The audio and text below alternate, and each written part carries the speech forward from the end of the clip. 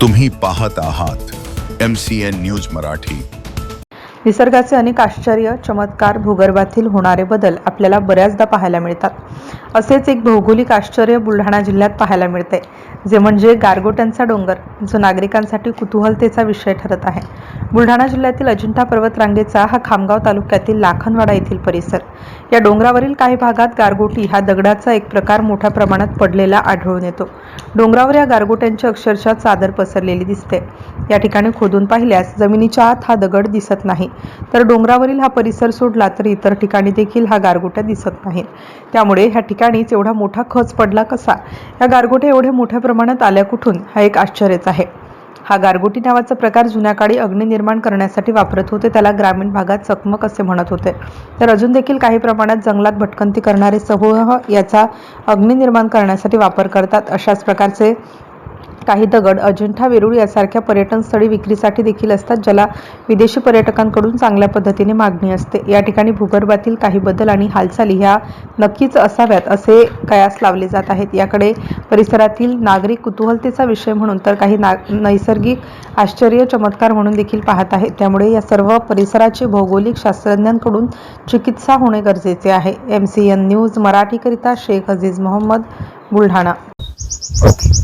आज आपण अजिंठा डोंगर पर्वतरांगेमध्ये या ठिकाणी आहोत। लाखनवाडा या गावापासून उंचावरचं असणारं हे ठिकाण, बाजूलाच एक महादेवाचं मंदिर आणि आजूबाजूला असणारा हा परिसर, या परिसरामध्ये एक असं एक कुतूहल जडलेलं आहे, ते म्हणजे गारांचा डोंगर। आजूबाजूचा संपूर्ण डोंगर हा काळ्याशार दगडांनी या ठिकाणी नटलेला असून जर एक टेकडी पाहिली तर ती एक टेकडी म्हणजे त्या ठिकाणी कुतूहल निर्माण होतं, ती म्हणजे गारांची टेकडी।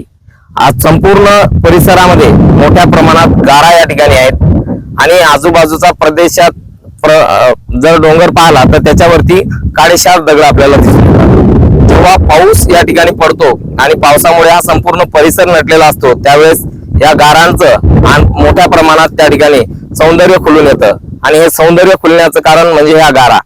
ह्या गारा कशा पद्धतीने निर्माण झाल्या, ह्या कोणत्या कालखंडातल्या आहेत आणि त्या कधी आल्या, याचा अंदाज या ठिकाणी बांधण्यासाठी शासनाने याच्यावरती संशोधन केलं पाहिजे की हे कुतूहलाचं ठिकाण निर्माण कसं झालं आणि ह्या गारांचा आजूबाजूला संपूर्ण काळेशार दगड असताना पांढऱ्या शुभ्र गारा आणि वेगवेगळ्या कलरच्या गारा आपल्याला या ठिकाणी पाहायला मिळतात, हे आपण सांगू शकतो। याचं जर संशोधन केलं तर नक्कीच मोठ्या प्रमाणात या संशोधनातून आपल्याला एक काहीतरी पुरावा लागेल की कोणत्या कालखंडातील आहेत आणि कशा पद्धतीने ह्या निर्माण झाल्या, याच्याबद्दलची उत्सुकता लोकांमध्ये त्या ठिकाणी निर्माण झालेली आहे।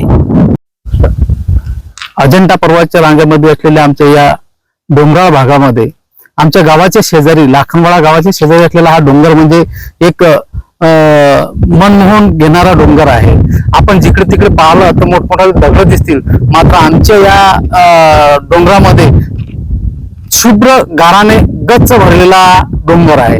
याच्यावर संशोधन होण्याची गरज असून संबंधित खात्याने याच्यावर संशोधन करावं अशी आमची अपेक्षा आहे।